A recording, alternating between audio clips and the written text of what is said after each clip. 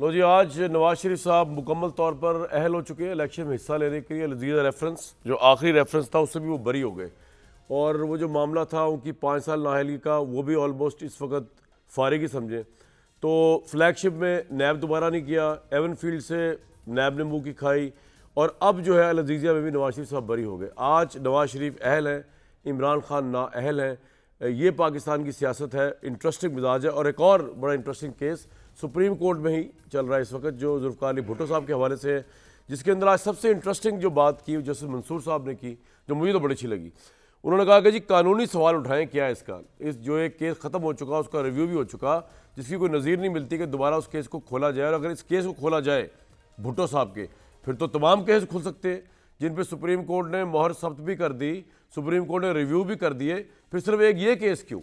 तो ये तमाम चीज़ें, वज़ीर आज़म आज अदालत में थे, मैं शामी साहब को सुन रहा था, वो कहते 3 वज़ीर आज़म आज अदालत में, एक की रूह और 2 वैसी। शामी साहब बहुत वार्म वेलकम।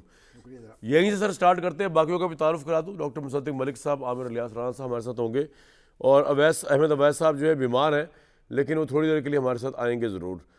सर, आज की सूरत हाल, आज की अदालत, आप तो तब से देखते रहे अदालत को, जिस अदालत ने भुट्टो को फांसी दी थी, और आज की अदालत जो भुट्टो की फांसी को विड्रॉ करने के दर पे है, तारीख में नाम लिखवाने के दर पे है, और आज की अदालत जो नवाज शरीफ को अहल करार दे रही है। देखें, आज नवाज शरीफ साहब भी अदालत में थे, बिल्कुल सर, और इमरान खान साहब भी अदालत में थे, बिल्कुल, और जुल्फ़िकार अली भुट्टो साहब जो हैं उनकी रूह भी अदालत में थी। वाह। अब 3 वज़ीर आज़म जो है ना, वो बैक वक्त अदालत में पेश हुए थे। तो आप ज़रा दाद देना अपने आप को, वाह। कि हम क्या कहते हैं, हम अपने नारे लगाते हैं ना अपने, हम जिंदा कौम है, हम पाइंदा कौम है, सही। हम झगड़ालू कौम है, वाह सर।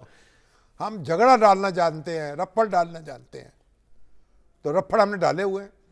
सर, ये भुट्टो साहब का जो केस है, मुख्तसर अगर मैं आपसे जानना चाहूँ, इसके अंदर आपके ख्याल में जो जस्टिस मंसूर कह रहे थे उस बात में वजन है कि जी ये तो केस दोबारा खुल नहीं सकता, और आपके नज़दीक लॉ का क्वेश्चन बनता क्या है इसके ऊपर? अब देखें, अब ये तो अभी सुप्रीम कोर्ट ने ये फैसला करना है कि ये मेंटेनेबल भी है रेफरेंस जो है ना, अब ये काबिल समात है कि नहीं है। ठीक है अगर जुल्फ़िकार अली भुट्टो साहब जो है ना, जी, उनका मुकदमा जो है वो ये बनता है, या उसके ये जो फैसला है ना, सर। इसको नज़ीर नहीं बनाया जाता, क्योंकि वो अबैटर थे ना, ठीक, वो केस फैसले की रूह से वो अबैटर थे। अबैटर थे।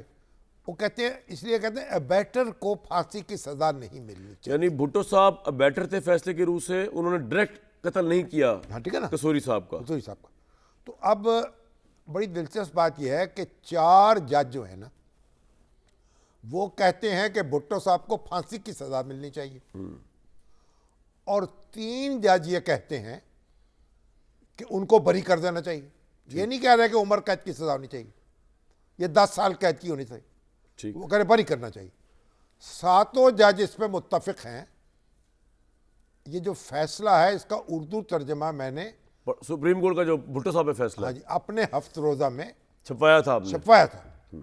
100 सफ़े का शुमारा निकाला था, ठीक, ताकि लोग इसको पढ़े।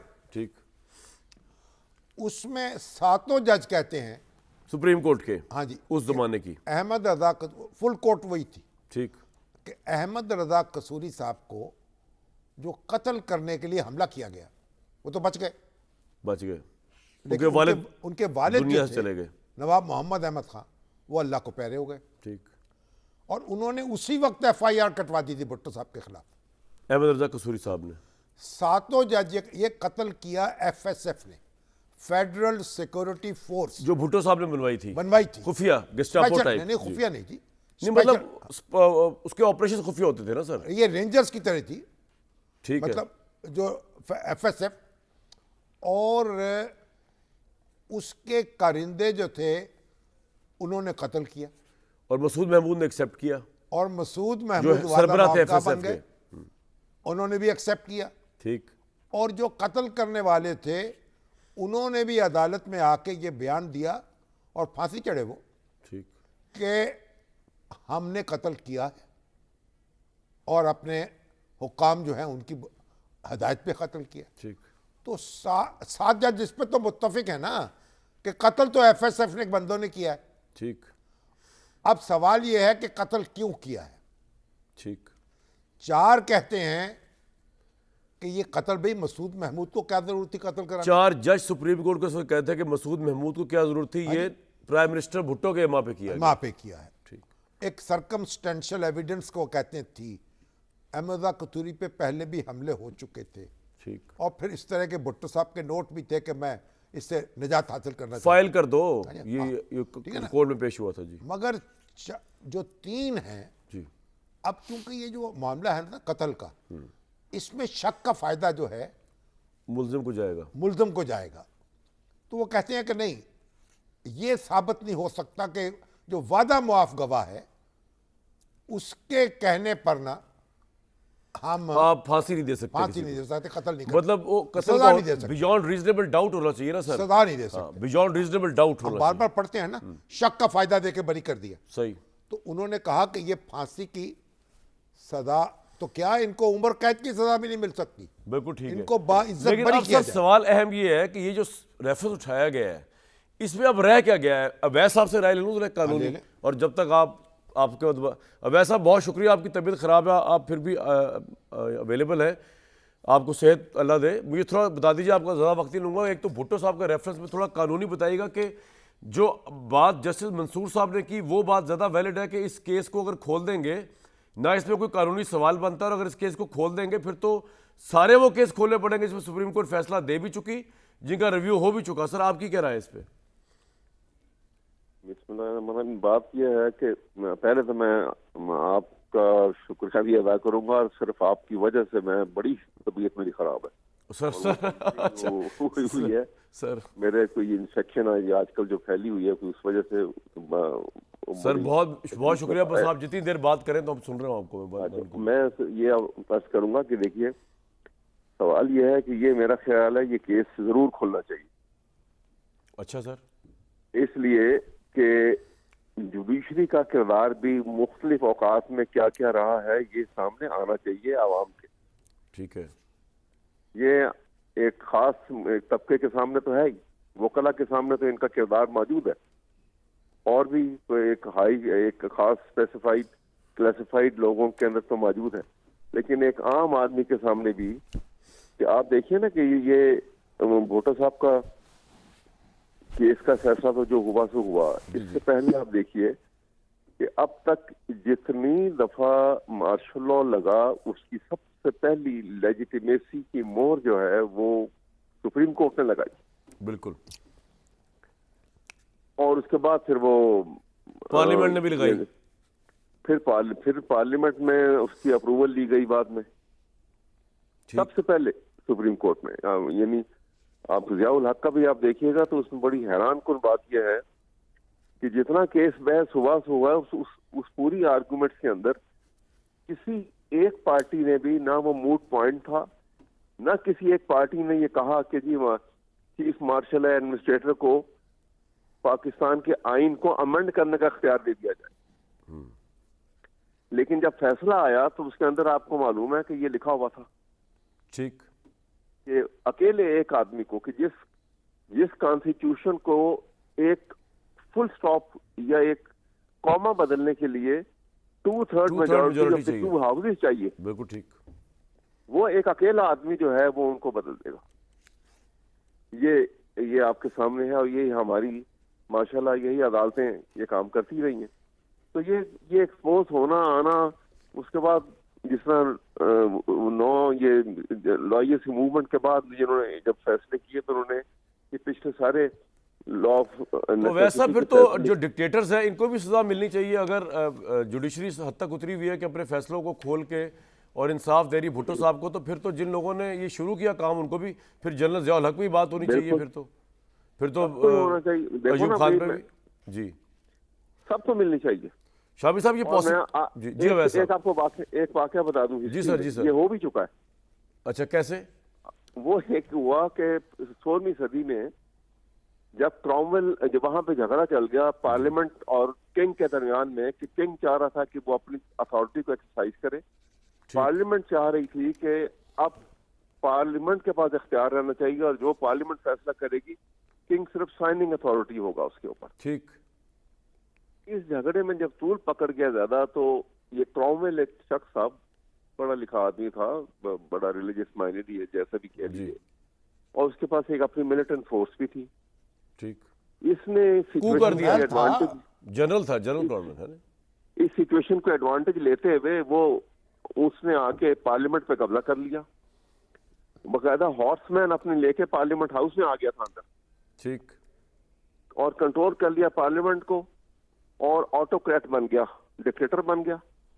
और उसने सजा हुई सर, उसको कब्र में से निकाल के टांगो। नहीं, वो आदमी थी, उसने किंग को कत्ल कर दिया। ठीक। King was beheaded by him. अच्छा।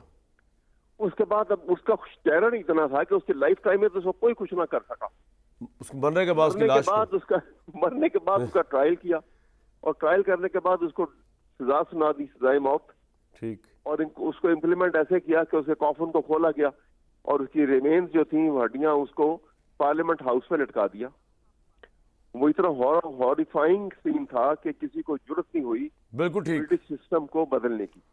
सर। तो इसी तरह से अगर आप ये कहेंगे, अब जैसे आपने जस्टिस नसीम हसन शाह का आपने वाकया ये अभी जजों पे दबाव था जब उन्होंने इंटरव्यू में कहा। जी, जजिस पे बिल्कुल हमेशा दबाव होता है।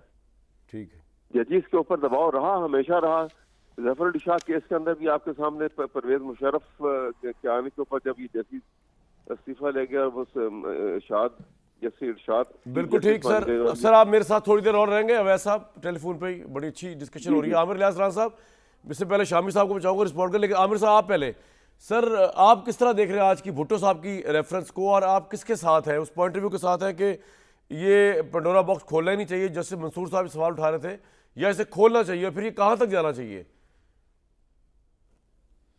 देखें, जिंदा तारीख की सूरत में आपके साथ शामी साहब बैठे हुए हैं जी, और मुर्दा तारीख, गुजरी हुई तारीख को सुप्रीम कोर्ट देख रही है। अभी जिस तरह फरमा रहे हैं साबिक एडवोकेट जनरल साहब, ये अगर साथ इसका हवाला दे देते जब वो कह रहे हैं ना कि 2/3 अक्सरियत के बाद आइन में तब्दीली नहीं की जा सकती, तो 63A को आज की सुप्रीम कोर्ट के जजों ने रीराइट किया, और सुप्रीम कोर्ट का जो बेंच है उसने एक आइनी शिक को ही ज़ीरो कर दिया। जैसे इरशाद हसन खान का वो कह रहे थे ना कि वो तो आए थे बहाल कराने ज़फ़र अली शाह असम्बली, और भिजवा दी उनको साथ के, जनाब 3 साल भी आपके पास है और आइन के साथ जो मर्जी कर लें, तरमीम कर सकते और उन्होंने हैं। किया। आपके वो ममदू हैं, आप उनके ममदू हैं, बिल्कुल ठीक है। लेकिन इशू ये है कि इस मामले को ठीक होना चाहिए, क्योंकि हमें जो टेक्स्ट बुक में पढ़ाया गया उसमें तो भुट्टो कातिल था, उसमें तो भुट्टो ने मुल्क तोड़ दिया था, लेकिन हकायक तो मेरे और आपके सामने है ना कि किसने कैसे किया। तो हमने तो कहीं पे भी अपने इस जुर्म के लिए कोई रास्ता नहीं छोड़ा कि नस्ल को बताया भी क्या जाए, झूठ पढ़ाया जाए, नहीं पढ़ाया जाए, कैसे पढ़ाया जाए। मैं अब्बास अतर मरहूम साहब के साथ मिला भी सही, जिनकी वो सुर्खी थी इधर तुम उधर हम, और सारा वो भुट्टो साहब के ऊपर जो मलबा गिरा उसका, मतलब उसमें तमाम फौजी मार्शल एडमिनिस्ट्रेटरों के काम को ज़ीरो कर दिया गया कि चूँकि उसके ऊपर गिराना था और सबको बचाना था। जैसे आज भी हो रहा है कि आज भी सहूलतकारी उन सब के लिए है कि जब हम गिनते हैं बेंचेस के साथ, तो उसमें हम उन लोगों के नाम भी नहीं लेते कि जिन्होंने ये सहूलतकारी करके ये बेंच बनवाया जो पनामा वाला था। क्या ये वो ज़िंदा हकीकत नहीं है? वो सुप्रीम कोर्ट जिसका अहमद अवैस साहब कह रहे हैं, ये वही नहीं है 40 साल 50 साल पुरानी वाली जो आज भी मौजूद है कि केस पनामा का था, नवाज शरीफ का नाम नहीं था, उसमें से अकामा निकाला, और फिर सुप्रीम कोर्ट के जज मॉनिटरिंग करते रहे जो आज भी नंबर 3 पोजीशन पे मौजूद हैं। उनका बयान मैं तो रिक्वेस्ट करूंगा आना चाहिए कि हुजूर आपने नैब को तो नहीं करने दी इन्वेस्टिगेशन, लेकिन जो JIT ने की थी, जिसको आज बताया गया कि ये सारी फ़ोटो स्टेट पे मौजूद थी। सॉरी कामरान साहब, मैं आपके सवाल से ना आज के साथ मुंसलिक कर रहा हूँ। जी करें ताकि लोगों को एक प्रोस्पेक्ट मिले। बिल्कुल ठीक है, कि अगर उनको हम गलत कह रहे हैं कि वो गलतियां थी और सुप्रीम कोर्ट ठीक करने जा रही है, तो ये सारी तारीख को ठीक इकट्ठा होना चाहिए। जैसे उन्होंने कल केस ले लिया ना, नोटिस लेके कि जी ये जो 5 साल की न्यायालय है कि मुल्क दुश्मन जमात डिक्लेयर कर दें, तब भी उनके लोगों पे 5 साल की न्यायालय है। कत्ल कर दें तो न्यायालय 5 साल की है, लेकिन चूंकि आइन में सजा नहीं है और हमारा दिल कर रहा है सजा देने को, और उसमें 5 साल की बजाय पूरी जिंदगी के लिए आपने नायल कर दिया। अब सुप्रीम कोर्ट ठीक कर रही है, सब चीज़ों को ठीक करें। गलत और सही हर ज़माने में हुआ है। मेरे ख्याल में काजी फायज़ ईसा साहब के पास जो टाइम बचा है अब 1 साल से भी कम है। मेरा ख्याल है कि बहुत टाइम है, उसमें आम आदमी के केसेस के भी बेंचेस हों, छुट्टियां बंद कर दें। बिल्कुल प्रेशर होता है। आज उन्होंने ख़त जारी किया है, थोड़ी देर पहले जो एजाजुल हसन साहब ने ख़त लिखा, उन्होंने कहा कि जनाब हम 6 दिन काम करते हैं, आप 4.5 दिन काम करते हैं। ये काजी आपको पता होगा, आसिफ सईद खोसा साहब एक बड़े मारूफ चीफ जस्टिस रहे और इस बेंच के भी वो फिलासफर थे। वो कहते थे जब नंबर 2 चीफ जस्टिस के बाद थे तो कहते थे 7-8 केस से ज़्यादा ना लगाएं, वो फाइलें उठा के फेंक देते थे। जब चीफ जस्टिस बने तो कहने लगे 4-5 बेंच केसेस बस सिर्फ मेरे साथ फाइलें लगाएं। ये सुप्रीम कोर्ट के जज हैं जिनको हम कहते हैं ये इतना बड़ा ओहदा है कि सारे पैसे निछावर आप कहना ये चाह रहे हैं कि ये सिर्फ भुट्टो साहब की तारीख 24 घंटे रीराइट नहीं करनी पड़ेगी सुप्रीम कोर्ट को, बल्कि ये नवाज शरीफ से वाली भी तारीख रीराइट हो रही है। बल्कि तो फिर कल मेरा सवाल ये कि शामी साहब इमरान खान की भी तारीख रीराइट होगी, उनको भी इस तरह भुट्टो साहब की तरह इंसाफ दिया जाएगा अगर तारीख में उनके साथ नाइंसाफ़ी होगी, या नवाज शरीफ साहब की तरह इंसाफ दिया जाएगा, तो ये हमारी सुप्रीम कोर्ट कब सुधरेगी सर? ये तो हर कुछ साल बाद जो गलत फैसले करती है या रीराइट करती है, फिर कोई अगर अच्छा जज आ जाए उसको ठीक करने की कोशिश करता है, ना आए तो वो ओवरलुक हो जाता है। और दूसरा जो वैस साहब जैसा फरमा रहे थे, तो डिक्टेटर्स को भी सर फिर टांग देना चाहिए। कामरान साहब दिल तो यही करता है, जी तो चाहता है ना, मज़ा आएगा। लेकिन इस मुल्क के सियासतदानों में से एक भी शख्स ऐसा नहीं है जिसने किसी ना किसी मरहले पर किसी ना किसी मार्शल लॉ की सपोर्ट न की हो। तो फिर आर्टिकल 6 उन पर भी लगेगा, ठीक है ना? जब अयूब खान भुट्टो साहब के वजीर अयूब बने, खान के कितने को हामी, ज़ियाउल हक के हामी, परवेज मुशर्रफ के हामी, सब मौजूद है ना। हाँ जी, पूरी पीएमएल ज़ियाउल हक की हामी, नहीं, भाई ठीक पूरी है, पीएमएल क्यों उनकी हामी, पीएमएल क्यों तो इनकी हामी परवेज मुशर्रफ की नहीं उनकी बल्कि भी हामी दो पहले दफा। वहां से शुरू हो गई यहाँ तक। जन्म नहीं लिया था, नवाज शरीफ वजीर खजाना थे। नहीं दुरुस्त है, दुरुस्त है।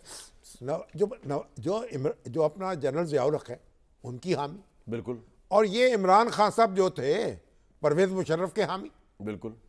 उनके रेफरेंडम वो में। इखलाकी लेजिटिमेसी दी नवाज शरीफ की गवर्नमेंट जाने के बाद। एक बात सुन लीजिए जी, इसलिए जब इतने वबा इतने फैली हुई हो, सही है सर, कि तो शहर के शहर लपेट में, शहर के मुल्क शहर मुल्क- लपेट में हो, हाँ, तो आप गुस्सा किस पे निकालेंगे?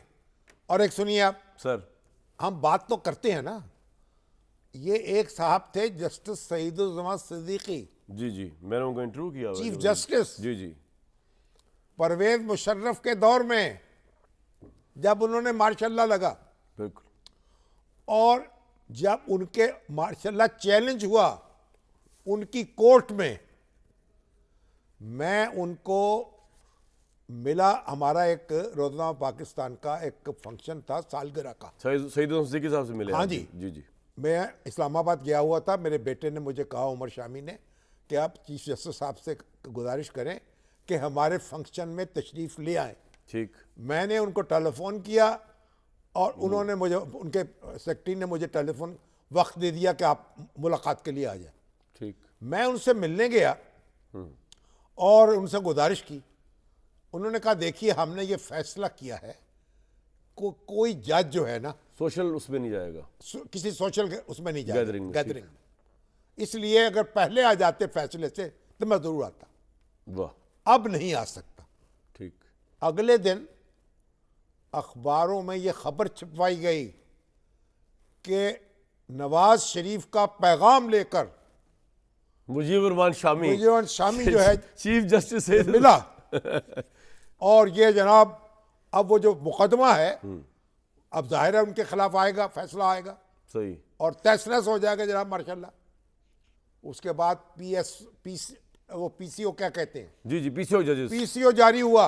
ठीक, उन्होंने हलफ उठाने से इनकार इनकार कर किया, दिया, ठीक, उन्होंने नहीं किया। जस्टिस खलीलुर रहमान ने, रमदे जो है, नहीं रमदे नहीं, दूसरे, सॉरी दूसरे जो है, ठीक, और हमारे ये जो रहमान खान, नासिर असलम जाहिद ने, 5 जज थे सुप्रीम कोर्ट के, जिन्होंने इनकार कर दिया, इनकार कर दिया।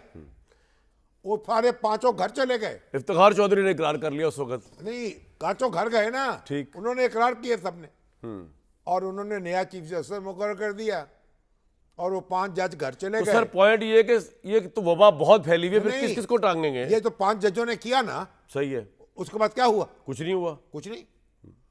Business as usual. Nawaz Sharif को गिरफ्तार किया हुआ था, उनको सजा मांग ली उम्र कैद की 14 साल की, और उसके बाद ये सारे हमारे तो नामी शामी गिरामी- साहब आप समझते हैं कि इस वक्त नवाज शरीफ साहब को जो इसलिए रिलीफ नहीं, मैं जो अर्ज कर जी, जाता जी, हूं, जी। मैं कहता हूं माजी को जो दुरुस्त करने का तरीका क्या है कि मुस्तकबिल को दुरुस्त करें। कैसे? कैसे कि वो गलतियां ना दोहराएं जो पहले दोहराई जा चुकी। ठीक ठीक ठीक। आपस में ना लड़ें सियासतदान कि फौज को स्पेस मिले और फौजी की आदत टेक कवर करना पड़े उसको। इस वक्त क्या पोजीशन है? इस वक्त भी ये पोजीशन है। इनकी जो लड़ाई है, भुट्टो साहब के और उनके मुखालफिन में जो फासला था, भुट्टो साहब में और मुजीबुर रहमान में जो फासला था, वही आज इमरान खान और उनके वही मुखालिफिन में। इमरान खान और उनके मुखालफिन में फासला है, बल्कि ज्यादा है उससे। तो जब तक आप मुस्तकबिल दुरुस्त नहीं करेंगे, उस वक्त तक आप माजी को रोते रहेंगे, माजी को रोते रहेंगे, फरोलते रहेंगे, ताफुन फैलता रहेगा और कुछ नहीं होगा। कुछ नहीं होगा। और ये 1 साल खत्म हो जाएगा काजी फायज ईसा का। मुस्तकबिल की बुनियाद रखें कोई। ये सबक हासिल करने के लिए होता है माजी। माजी रीराइट नहीं किया जा सकता। सबक हासिल करने। अवैध साहब, आवाज आ रही सर आपको? अहमद अवैध साहब, क्या आ रही है? सर मुझे बताइए, शामी साहब की गुफ्तगू आपने सुनी, आमिर साहब की। सवाल ये कि फिर अगर आप भी मुत्तफिक हैं कि जुडिशरी ने बड़ी बड़ी कैजुअलिटीज ऑफ जस्टिस की इस मुल्क में, तो अगर एक लम्हे के लिए आप भूल जाएं ये बात कि आपकी एफिलिएशन किस सियासी पार्टी से है, फिर नवाज शरीफ साहब को भी तो आज रिलीफ जो मिल रहा है वो भी उनकी ज्यादती का ज़ाला हो रहा है ना। फिर उस पर भी आपको यक ज़बान होना चाहिए कि कल इमरान खान को जब रिलीफ मिले तो नवाज शरीफ 5 साल बाद, जी 5 साल 5 साल बाद इमरान खान को भी मिल जाएगा। अच्छा नहीं, देखिए ना, जी। एक मिनट मेरी बात सुनिए। जी सर। बात ये है कि जो लाइफ टाइम डिस्क्वालिफिकेशन है वो सिर्फ मियां नवाज शरीफ को तो नहीं हुई, उससे पहले भी जितने केस इन्होंने फॉल्स एफिडेविट के ऊपर या डेक्लेरेशन के ऊपर उन्होंने जो डिस्क्वालिफिकेशन की हुई है वो सारी लाइफ टाइम है। There are dozens of cases. अगर आप ये नहीं सर, मैं आपसे अर्ज कर रहा था अवैध साहब कि ये जो अल अजीजिया में एवन फील्ड में उनके साथ इंसाफ हो रहा है, जिस तरह आप कह रहे हैं कि भुट्टो साहब का केस, अब नवाज शरीफ की जिंदगी में अगर उसको इंसाफ मिल जाए, उनको भी मरना पड़ेगा भुट्टो के लिए इंसाफ लेने के लिए। वो अलग बात है। सवाल ये है कि देखिए यहाँ पे तो सूरत हाल, यहाँ पे तो आप और ये केसेस और नौयत के हैं। अच्छा। वो केस तो एंटायरली आप किसी प्रेमिसेस के ऊपर आप उसको मवाजना नहीं कर सकते, कंपैरिजन कर ही नहीं सकते उसके साथ। इसलिए कि भुट्टो साहब का जो केस क्रिमिनल लॉ के अंडर जो है अबैटमेंट के ऊपर सजाए मौत कहीं होती नहीं, और इसीलिए कोर्ट नहीं करते हैं। इतनी बड़ी जजमेंट आई, इतना सब कुछ हुआ आज लेकिन तक सर अवैध साहब, ये इस वक्त इस्लामाबाद हाई कोर्ट हमारे इतने क्रेडिबल जजेस हैं, उनके सामने जो कोई एविडेंस भी नहीं आ पा रहा, फोटो कॉपियां आ रही हैं, Evidence तो देखिए, ना कोई सवाल गोशवारे देखिए, आ रहे हैं नवाज शरीफ के खिलाफ, तो वो क्या करें अब? रिहाना मैं करें? आपको बताऊं, जी नहीं सर, आपको बताऊं, जी सर। देखिए ना, सवाल ये है कि एक कहते हैं कि जस्टिस इज ब्लाइंड। वो ब्लाइंड इसलिए उसको कहा जाता है कि उसके सामने कोई भी खड़ा हो, उसने नहीं देखना कि ये एक वो common एविडेंस man पे खड़ा फैसला हुआ है करेगा और या एविडेंस लैब दे नहीं रही, आप ये कहना चाह रहे हैं? मैं लेकिन जब उसके देखना की है कि एक अपने असासे जो है किसी शख्स के उसकी हैसियत से बहुत बढ़ के हैं, तो वो कैसे बने? ये तो चीज मौजूद है वहां पर। ये तो उसके बाद आप देखें ना कि वो उसी नैब ने जिसने केस बनाया और सुप्रीम कोर्ट जिसने डायरेक्शन दी, वो उसी से बैकआउट कर गए, और सुप्रीम और इन्होंने कहा कि नैब ने केस नहीं बनाया। इस्लामाबाद हाई कोर्ट ने कहा चीफ साहब ने कि नहीं जी, हम खुद ही फैसला करेंगे। और ठीक। फैसला क्या किया? सर जैसे बात उन्होंने ये है कि मैंने उन्होंने हिसाब बड़ी लगाया कि ताकत पाकिस्तान, जी शामी साहब कुछ कह- जस्टिस सरदार इकबाल साहब मरहूम, जी जी जी वो कहा करते थे कि इंसाफ तो अंधा होता है, लेकिन जज को तो अंधा नहीं होना चाहिए। मैं यही बात कर रहा हूं ना, मैं वाह। यही बात कर रहा हूँ जी। यहाँ इंसाफ अंधा नहीं है। नहीं, यहाँ जो फैसला आ रहा है उस इंसाफ की आंखें हैं, जज अंधे हैं, ये आप अब जज अंधे बन जाते हैं। मौजूदा फैसलों को कह रहे हैं या जो नवाज शरीफ के खिलाफ फैसले मैंने हुए? खुदा ना खासा ये नहीं यहाँ कहा कि पर सारे जो जज है, अंधे। लिखे वो लिखाए जज फैसले अंधे हो में जाते हैं। सब अदालतों में। जी जी जी जी जी अवैध साहब जब बात, जी अवैध साहब, मैं ये कह रहा हूँ कि जब वो ये चीजें नजर नहीं आएंगी, फिर इसलिए जब ये इस तरीके से होगा कि इतनी बड़ी, देखिए ना, एक मैं आपको मिसाल देता हूँ कि एक शख्स उनकी ये आते हैं पॉलिटिक्स में आते हैं 80 में, 80 में आए हैं, 90 के अंदर प्राइम मिनिस्टर बन जाते हैं। इनकी टैक्स रिटर्न देख लो सारी उठा के, भाइयों की दोनों की। ठीक है। उसके बाद ये प्राइम मिनिस्टर रहे, पहली दफा प्राइम मिनिस्टर रहे और इनको हटाया गया करप्शन के चार्ज के ऊपर। हुकूमत उनकी उसने इसाक खान ने उनकी हुकूमत जो है वो फायर कर दी आर्टिकल 58(2)(b) के उसी अंदर। सुप्रीम कोर्ट ने बहाल कर दिया। सर वो तो बात ये है नहीं, कि इस मुल्क में जब से एब्डो आया तब से इस मुल्क में सियासतदानों को करप्शन की बुनियाद पे निकाला जा रहा है। उस वक्त तो नवाज शरीफ शायद पता नहीं पैदा भी हुए थे कि नहीं हुए थे, या हुए थे सियासत में तो कम से कम 1950s प्रोडा बात तो ये है, एब्डो। असल में जी पहले सर। जो शामी साहब बात कर रहे थे ना उस वक्त, वो उसमें ये मेच्योरिटी जरूर थी कि असल में ये बहरहाल सियासतदानों की अपनी इमेच्योरिटी है। या मैं एक ब्रेक लूंगा, वैसा आपने जाना नहीं है और आमिर साहब को वापस आऊंगा आप लोगों, लेकिन सर वैसा आप कह ये रहे हैं कि भुट्टो वाला मामला ठीक है जी, नाइंसाफी हुई, फांसी हुई, उसका तो सुप्रीम कोर्ट को देखना चाहिए, लेकिन नवाज शरीफ क्योंकि अब आपका सियासी मुखालिफ है तो वो आप कह रहे हैं वो शुरू करें पीछे से, उसकी रसीदें देख रहे हैं। अब कोर्ट अगर उसको भी आज़ाद कर रही है या उनको रिलीफ दे रही है तो उसको भी एक्नॉलेज कर ले। कल इमरान खान को भी यही रिलीफ मांगेंगे आप कि अगर सुप्रीम कोर्ट भी उनको खुदा न खास्ता कन्विक्टेड कर दे इमरान खान को, तो शायद कल आगे उनको दोबारा इंसाफ मिल जाए। एक ब्रेक लूंगा जी मैं।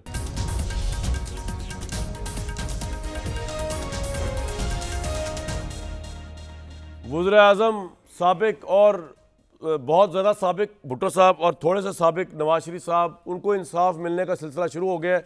लेकिन आमिर इलियास राणा साहब, इमरान खान की भी आज कार्रवाई चल रही थी कोर्ट में, तो क्या अब कुछ साल बाद जब रुते आसमां चेंज होगा, कौसे कज़ा बिखर जाएगी, कोर्ट्स का मिजाज चेंज हो जाएगा बादिल नज़र में, फिर उनको उस वक्त इंसाफ मिलना शुरू होगा, फिर फैसले उठा उठा के बाहर फेंके जाएंगे जिस तरह नवाज शरीफ साहब का फेंका गया आज? आमिर भाई यही होगा? देखें, हमारी बदकिस्मती है ना कि हम इस तरह की गुफ्तगू करने पे मजबूर हैं। अभी जब अहमद अवैस साहब बात कर रहे थे कि नवाज शरीफ से पहले भी लाइफ टाइम दी गई सज़ाएं लोगों को 62(1)(f) में, मैं पूछ सकता था उनसे कि फैसल वावडा के लिए क्या रियायत उमर अता बंदयाल साहब ने की थी कि अगर आप तस्लीम कर लें हम आपको माफ़ कर देंगे, वन टाइम नायल कर देंगे। क्यों जी? ये पंचायती और तशरीही आइन, क्यों कोई ये खाला जी का वेड़ा था या पाकिस्तान का आइन था कि एक बंदे पे लगा दें दूसरे पे लगा दें? आगे पीछे आप यही कहते रहे कि जनाब ये लाइफ टाइम नहीं होनी चाहिए, और जब वक्त आया तो आपने वावडा साहब को रियायत दे दी। ठीक है, आपकी मर्जी, क्योंकि आप आइन और कानून पे तो नहीं चल रहे थे ना, आप तो गपशप पे काम चला रहे थे। आप 63(a) को रीराइट करें तब आपका मर्जी, आप जाते हुए फैसले महफूज करके बैठ जाएं। ये आप ऑरेंज ट्रेन पे देख लें, पहले स्टे दिया 1 साल, फिर जब फैसला महफूज कर लिया तो 9 महीने फैसला नहीं दिया। वो पाकिस्तान के पैसे इमरान खान के साथ नाइंसाफी हो रही है कि नहीं? आमिर भाई ये बताएं ना, हो रही है कि नहीं हो रही? आज की इमरान खान साहब आज इमरान खान साहब बहुत मुश्किल में हैं। उन्होंने स्टेट के ऊपर जो हमले कराने के उनके ऊपर इल्ज़ामात हैं, कोर कमांडर और फॉर्मेशन कमांडर कह चुके हैं, वो उससे माफ़ी मांगने को तैयार नहीं है, लिहाजा उनको ये सारी चीज़ें फेस करनी पड़ रही हैं। वरना उनके साथ तो लाड प्यार ये था कि 2-2 दर्जन जमानतें, कई घंटे और दिन रात जजेस बैठे हुए थे इंतजार में।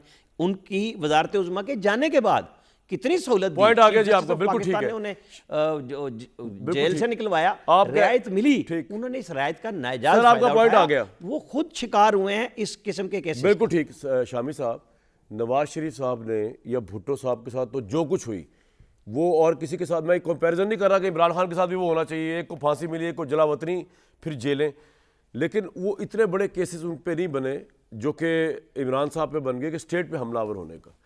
अब आपके नज़दीक यहाँ पर इमरान खान का जुर्म अनप्रेसिडेंटेड और इतना बड़ा है कि अभी उसकी दाद रसी हो ही नहीं सकती, क्योंकि मामला जो है वो स्टेट पे हमले का है। देखें, and he has to be been made the horrifying example.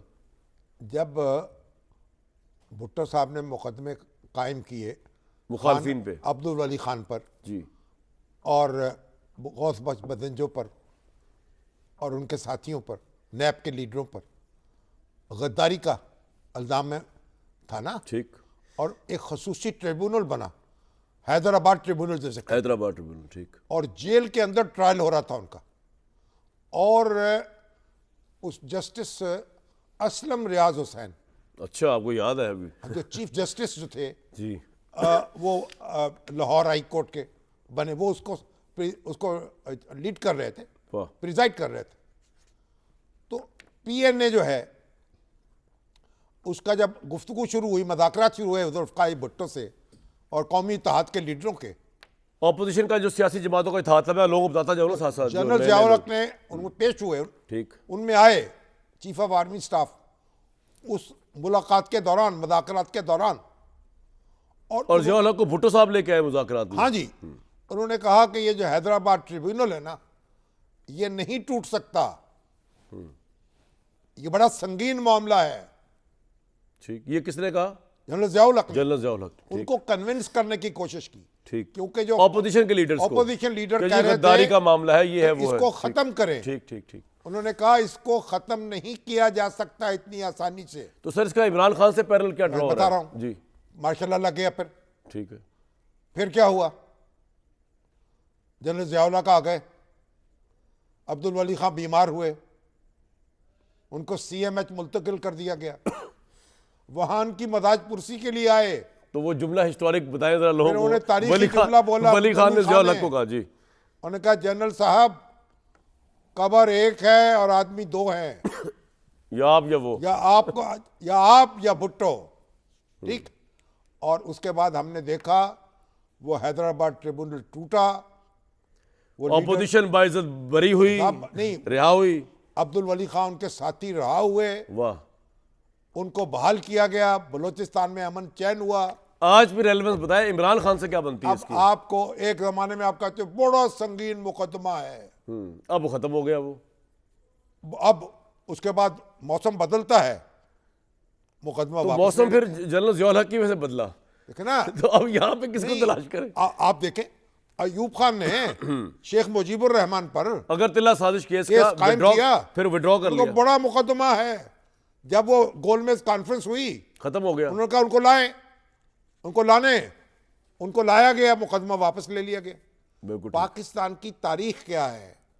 आप मुझे बताएं। मैं इस और ये इतने मुकदमे कायम किए गए हैं कि मुकदमों का तासुर जायल हो गया है। किसी, आज तक आपने सुना है किसी की इद्दत के बारे में मुकदमा चल रहा हो, तलाक के तरीके के बारे में चल रहा हो?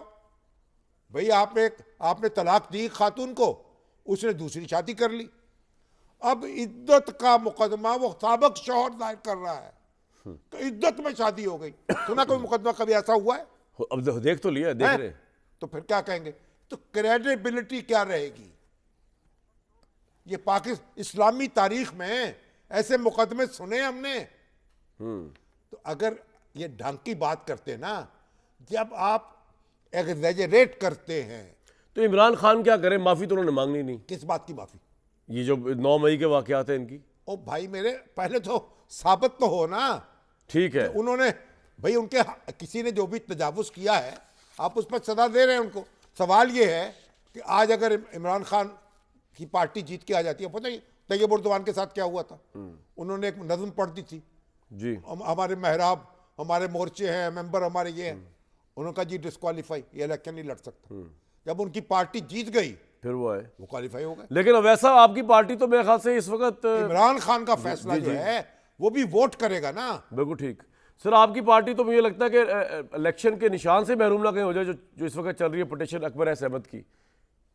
ये देखें ना, अभी आपने देख ही लिया, तारीख के जुल्म भी आपने देख लिए, और तारीख का जो मुअर्रख है उसका जालिम कल्म जो है वो सच्चाई की बात लिख देता है, और आज नहीं पढ़ी जाएगी तो कल पढ़ी जाएगी, और जब पढ़ी जाएगी तो फिर ये बातें जैसे रिडाइट हो रही है, इसी फैसलों के मुतालिक दोबारा कहा जा रहा है कि देखा जाए, सुना जाए। ये हमारी शामी साहब ने जो एक तारीख के हवाले से बहुत सारी मिसालें दी हैं, वो दुरुस्त मिसालें दी है उसके अंदर, बिल्कुल। तो ये बात ये ऐसे नहीं है। अब यहाँ पे जी भुट्टो साहब जो है, इमरान खान साहब जो हैं, वो माफी मांग ले, माफी नहीं मांगी तो फिर वो सजा भुगते। तो ना करदा गुनाह की माफी तो वो कभी नहीं मांगेंगे, क्योंकि ये तो एक ऑर्केस्ट्रेट प्लान था। हम बार बार हम कहते हैं आप जुडिशियल इंक्वायरी कराते हैं, जुडिशियल इंक्वायरी के में जो बंदे मुलविस आते हैं उनको जरूर सजा मिलती, लेकिन आप उसके बुनियाद पे बगैर इंक्वायरी के आप बंदों को पकड़ के कहीं पूरे पार्टी के ऊपर एक धर दें और चेयरमैन को भी बना के, तो ये तरीकेकार गलत है। आमिर साहब ये आप बिला वजह जी वैसे जी एक अभी बात ये कर रहे थे, अभी बात हो रही थी कि जो आर्टिकल 63A की बात हो रही थी कि जी उसको देखो जी, वो भी रीराइट। फैसला। क्वेश्चन ये है कि आर्टिकल 63 ये जो है वो तो एक बड़ी डिटेल जजमेंट है, 5 जजेस ने दी हुई है, वो उसके ऊपर तो अगला बड़ा सर इस बेंच पे अलग बैठ के- प्रोग्राम करेंगे। अवैध साहब एक मिनट दे दीजिए ब्रेक से पहले। आमिर साहब, माफी क्यों मांगे इमरान खान, जबकि उन्होंने 9 मई का कुछ किया ही कुछ नहीं, वो साबित ही नहीं हुआ बकौल अवैध साहब के। तो जो शामी साहब ने माजी के औराक पलटे हैं, फिर उसका इंतज़ार कीजिए। कोर कमांडर, फार्मेशन कमांडर सारे अपनी प्रेस रिलीज़ें वापस ले लें कि हम झूठ बोल रहे थे, हमारे पास एविडेंस नहीं था।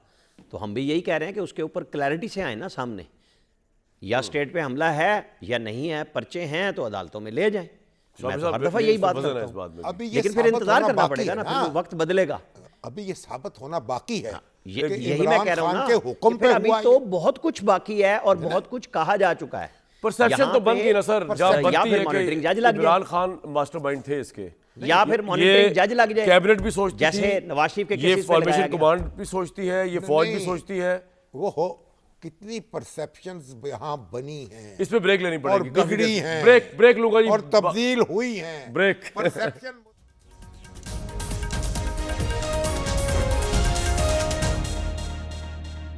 दामन अब अपने गुंजाइश नहीं। शामी साहब का मैं शुक्रगुजार हूँ, स्पेशली वो तशरीफ लाए, और बाकी लोगों का भी। अवैध साहब बीमारी की हालत में, आमिर साहब को उम्मीद दीजिए कल तक इजाज़त।